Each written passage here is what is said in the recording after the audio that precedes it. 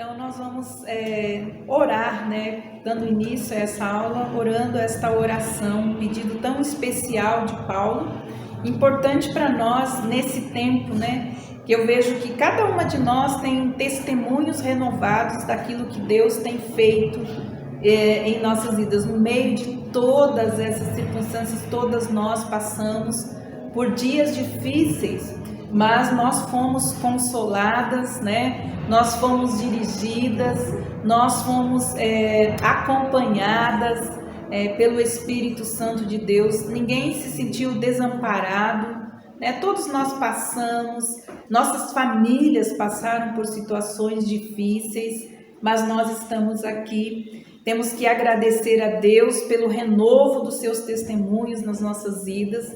Estamos vivos, então vamos aproveitar a nossa vida, continuar aprendendo e conhecendo do Senhor. Então a oração de Paulo, ela nos diz assim: oro para que o Deus do nosso Senhor Jesus Cristo, o Pai da glória, nos dê em seu conhecimento o espírito de sabedoria e revelação, e ilumine os olhos do nosso entendimento, para que saibamos qual seja a esperança do chamado que Ele nos fez, e quais são as riquezas da glória da sua herança nos santos, e a incomparável grandeza do seu poder para conosco, os que cremos, segundo a operação da força do seu poder, que manifestou em Cristo, ressuscitando-o dos mortos e entronizando-o à sua direita nas regiões celestiais. Por esta causa, nos pomos de joelhos diante do Pai, de meu Senhor Jesus Cristo, de quem tomamos o nome toda a família da terra, tanto no céu como na terra.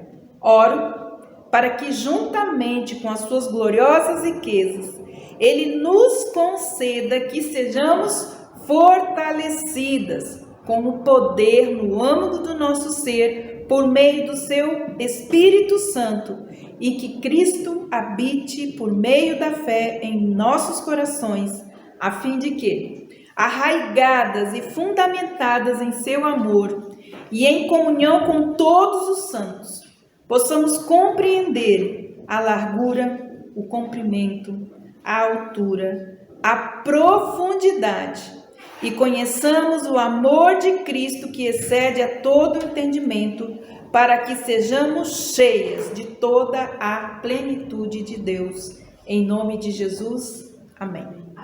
Então, que nós possamos usar esta oração para que nós possamos entender o chamado que Deus nos deu nesse tempo, e como nós precisamos, então, entender este chamado e também experimentar as riquezas do poder de Deus no meio das circunstâncias que nós estamos vivendo. Então, esta é uma oração que eu tenho feito. Eu tinha ela no lado da minha cama, antes de deitar, sempre orava ela, e pela manhã. E eu uso ela nos meus cursos, eu já estou quase decorando, né? E então, é importante que a gente entenda que nós estamos vivendo um novo tempo, e precisamos então compreender a vontade de Deus para as nossas vidas também nesse tempo. Então nós vamos dar uma introdução hoje ao livro de Lucas, que é o livro que nós vamos estar estudando durante esse mês, acho que é 2 meses, né, Sueli? 3 meses. Então é o livro de Lucas, né? Nós vamos esmiuçar todo ele. Então hoje nós vamos falar sobre ele. Eu gostaria de fazer uma pergunta para vocês que estão aqui conosco. O que você, sem procurar em nada, o que você sabe de Lucas? Alguma médico? Que ele era um médico. O que mais nós sabemos a respeito de Lucas? Ele acompanhou Paulo. Que ele acompanhou Paulo. O que mais? Escreveu o livro de Lucas. Escreveu o livro de Lucas. Não conheceu Jesus pessoalmente? Isso, exatamente. Ele não conheceu Jesus pessoalmente. Tem pessoas que acham que Lucas era discípulo, né? Que ele andava com Jesus. Mas isso também não é verdade. Até onde eu sei é que ele se interessou pelos milagres e começou a querer conhecer Jesus por causa dos milagres que Sim, exatamente.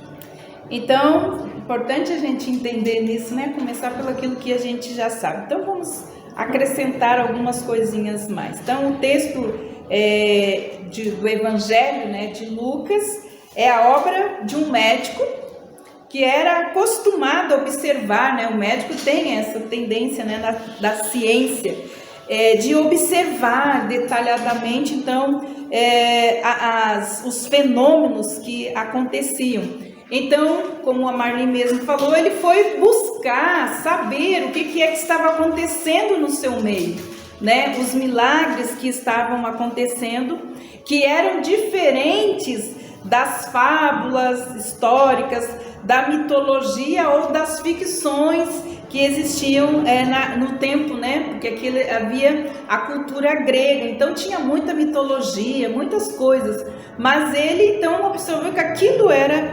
diferente.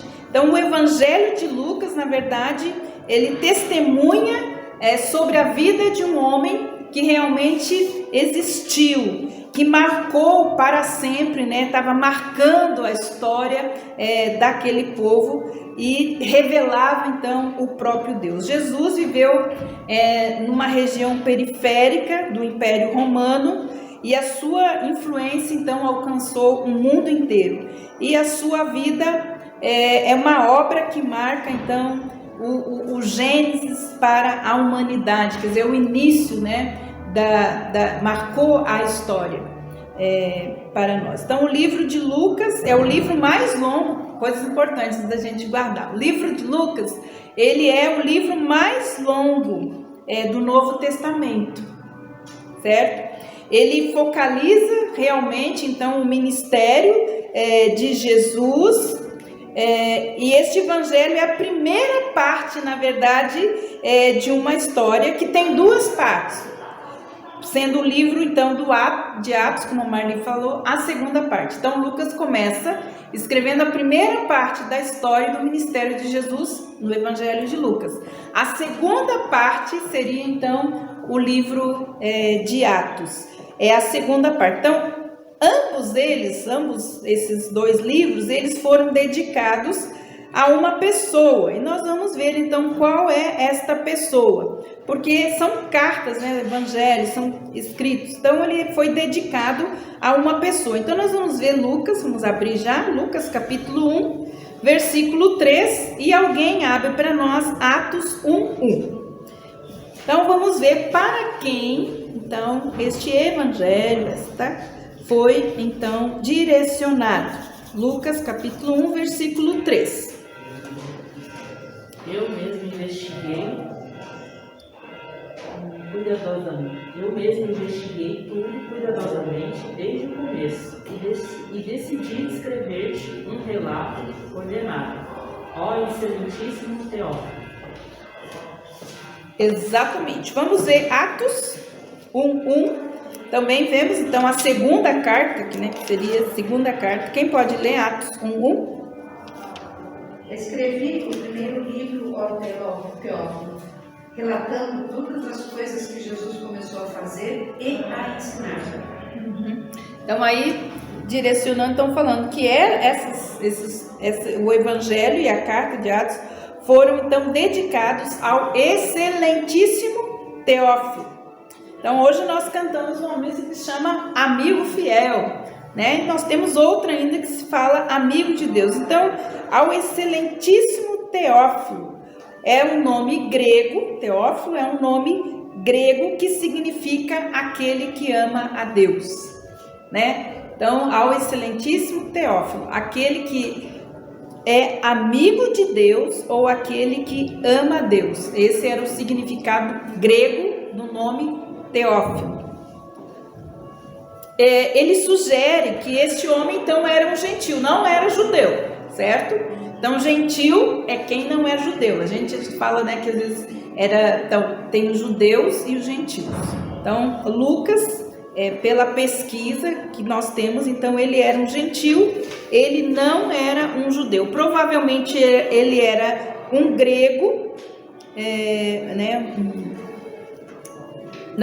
Teófilo era grego, né? Ele era grego, e ele era instruído, pelo que fala, quando fala excelentíssimo, ele não está falando só do amor ou da admiração, do respeito que Lucas tinha por Teófilo.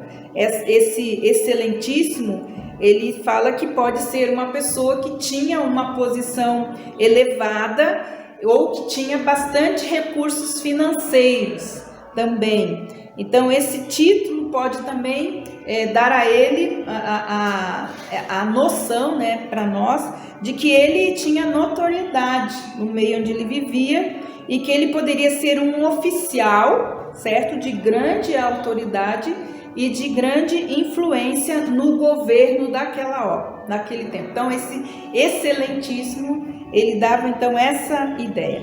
Já Lucas, né, que é o autor dessa carta, que não é mencionado o nome dele, né, na carta, que não fala isso, né, mas as evidências apontam então Lucas como o autor. Grande parte dessas evidências são encontradas, na verdade, não no livro de Lucas, mas no livro de Atos, né? O que mais nós podemos saber do escritor então dessa carta.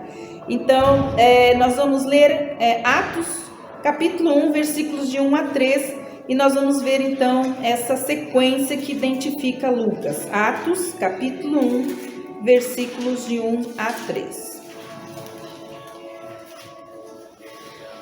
Então vamos ver as evidências de que realmente tanto o livro de Lucas como o de Atos foi escrito por Lucas. Atos capítulo 1, versículos de 1 a 3 nos diz assim: Escrevi o primeiro livro, ó Teófilo, relatando todas as coisas que Jesus começou a fazer e a ensinar, até o dia em que ele foi elevado às alturas, depois de haver dado mandamentos por meio do Espírito Santo aos apóstolos que tinha escolhido.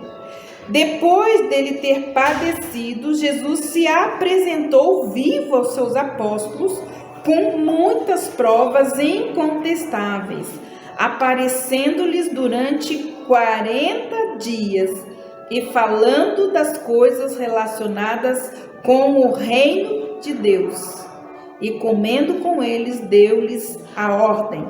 Então aqui nós temos a evidência, certo, de que novamente Lucas escreveu a Teófilo e falando realmente das coisas que ele ouviu, né, dos testemunhos daquilo que Deus tinha feito. Então, a maior parte de Atos, também é importante a gente entender que ele é narrada na terceira pessoa do plural. Então, nós, né? Então, ele fala nós ou nos. Então, toda a carta, ela é escrita nessa primeira pessoa do plural. Isso indica, como a Marli já falou, que este autor acompanhou quem? O apóstolo Paulo, né? Ele andou com Paulo nos eventos que são registrados em algumas passagens que nós vamos mais tarde nós vamos ver.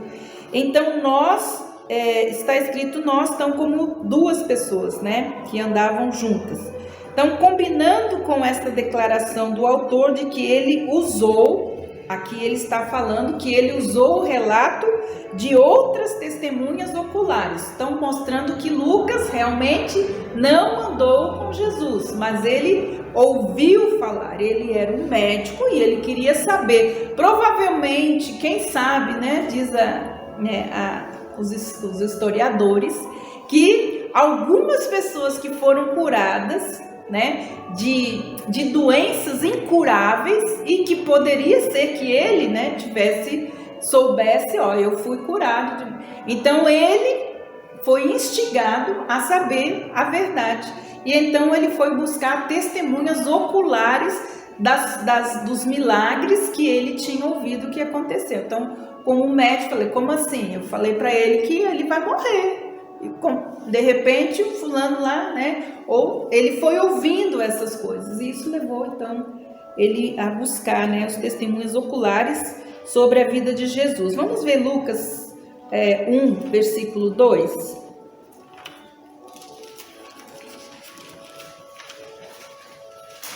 tiver outra pessoa que queira ler. Conforme nos foram transmitidos por aqueles que desde o início foram testemunhas oculares e servos da palavra. Então aqui mostrando que essas pessoas, foi do testemunho de pessoas, quer dizer, que viram, que viveram, né, com Jesus e experimentaram então os seus milagres, que Paulo então foi escrevendo, né? Então esses eventos que foram registrados. Dentre alguns bem conhecidos, né, colaboradores de Paulo, o candidato mais provável foi Lucas, então o médico. Então vamos ver agora aonde nós vemos, né, porque no livro de Lucas não está escrito, certo? Então aonde que está escrito sobre Lucas? Lá em Colossenses capítulo 4, 14. Colossenses 4, 14 e Filemão 24.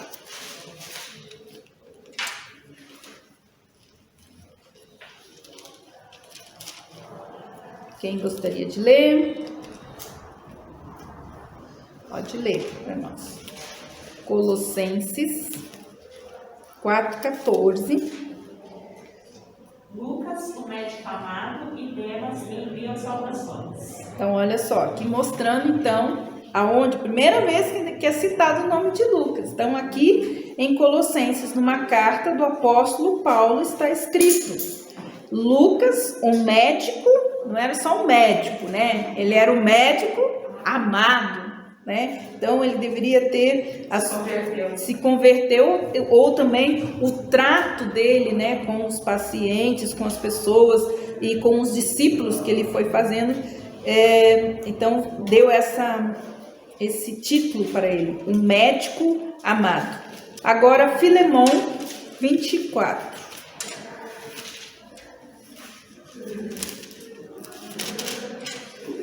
Pode ler, quem quiser.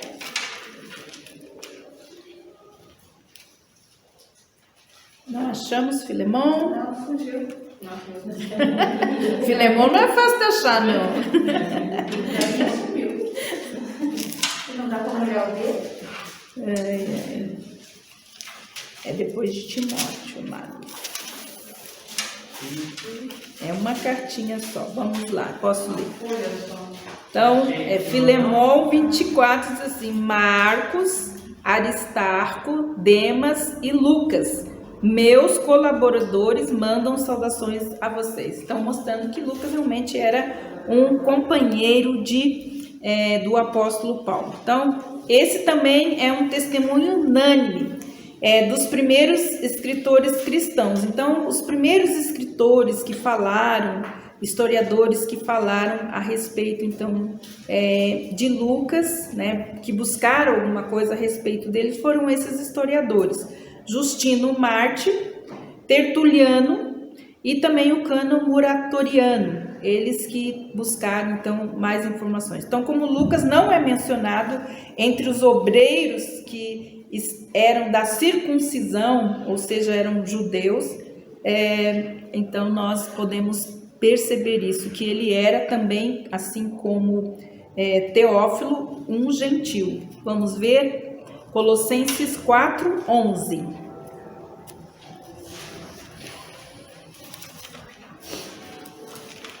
Então, quem é? Se era judeu ou se era gentil.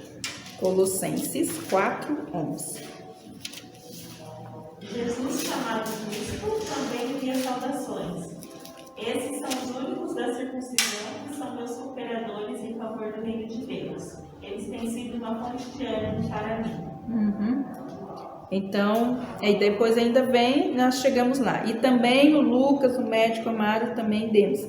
Então, aqui falando que ele não fazia parte do grupo da circuncisão, então dizendo não era judeu. Então, Lucas. Assim, ele está falando do Marcos e do Barnabé, né? Sim.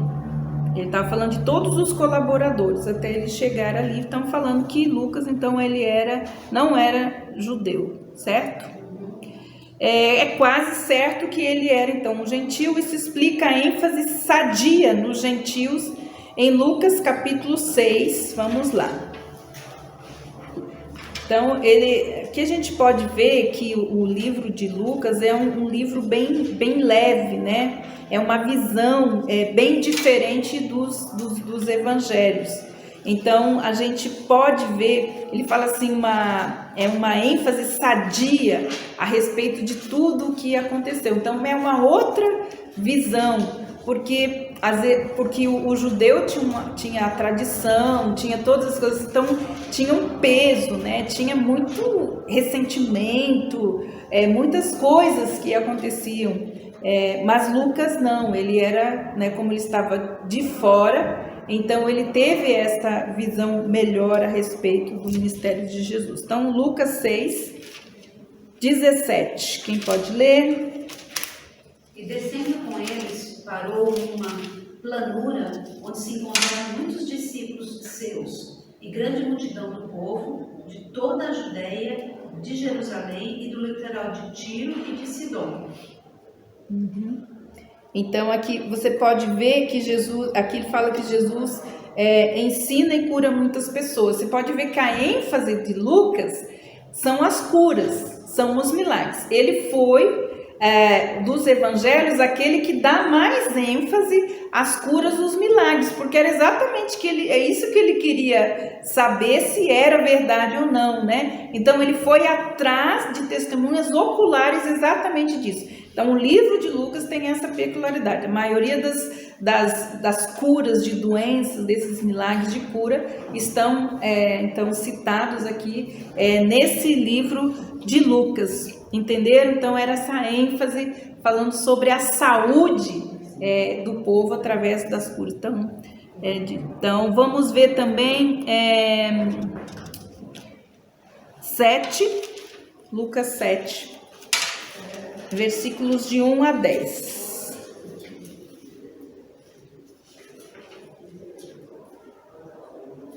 E aqui tem algumas coisas importantes. Então, ele vai falar da cura do servo de um centurião. Então, a maioria das curas, milagres de curas, estão escritos aqui, certo?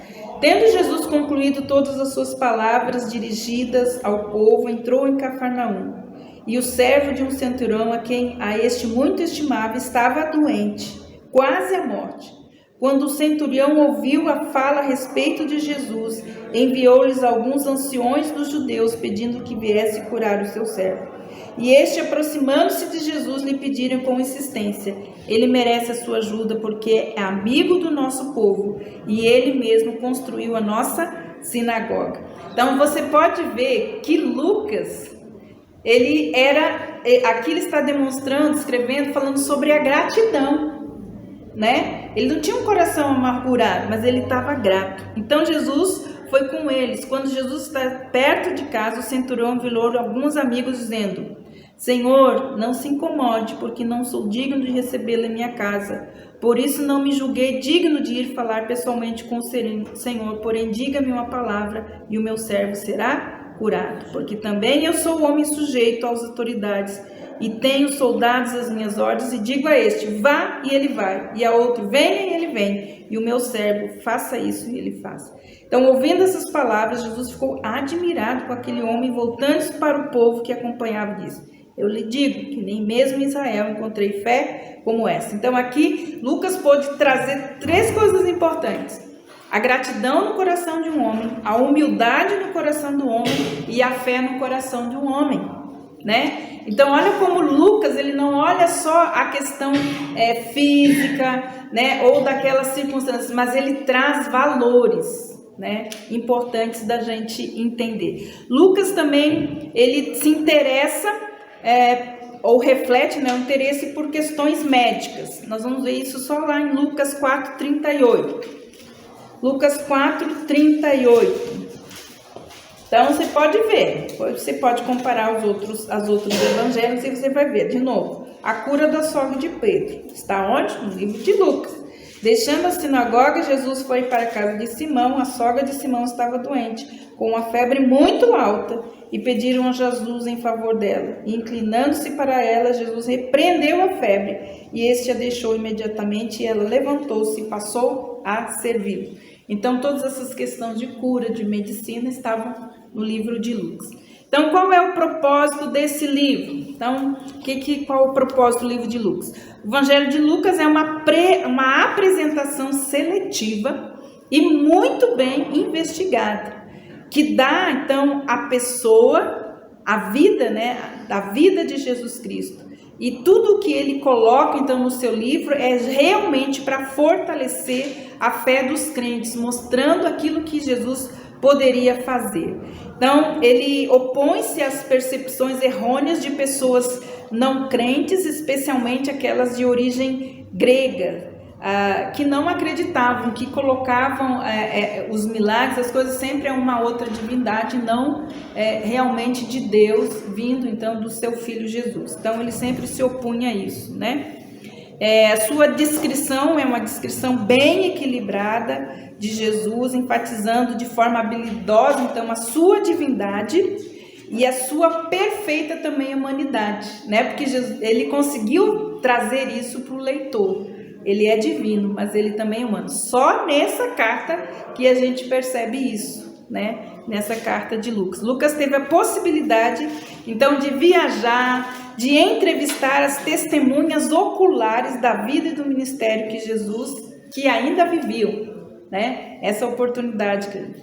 Quais são, então, as contribuições para a Bíblia desse livro? Quase 60% do material desse evangelho, Lucas, é exclusivo, né? Porque são 4 evangelhos, mas o que tem aqui é exclusivo, porque se você olhar os outros evangelhos, porque eles estavam lá, então é meio parecido, né? Mas aqui tudo é exclusivo.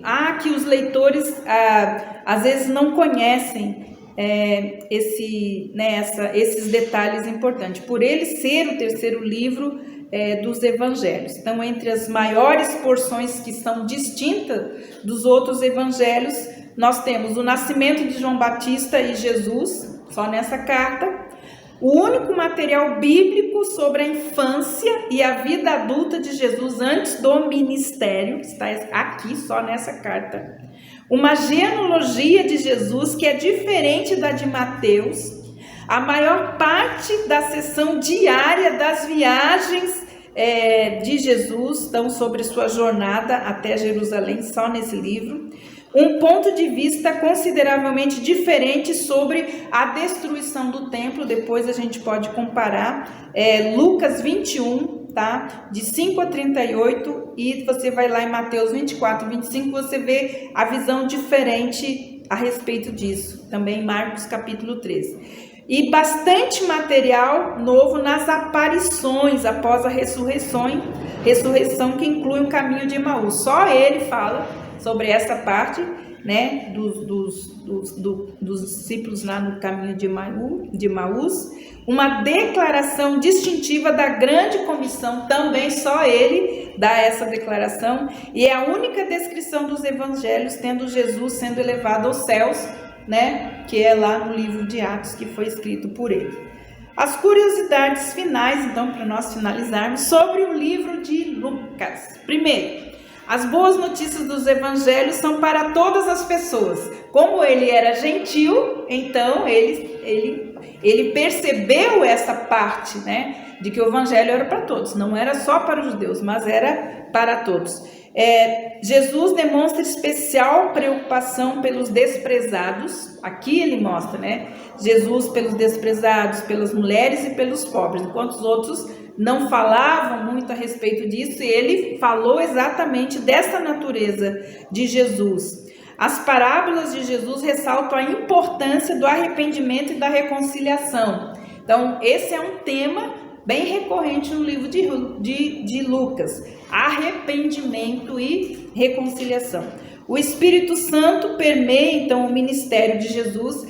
Olha só, Lucas, ele conseguiu perceber isso só por ouvir os testemunhos oculares, né?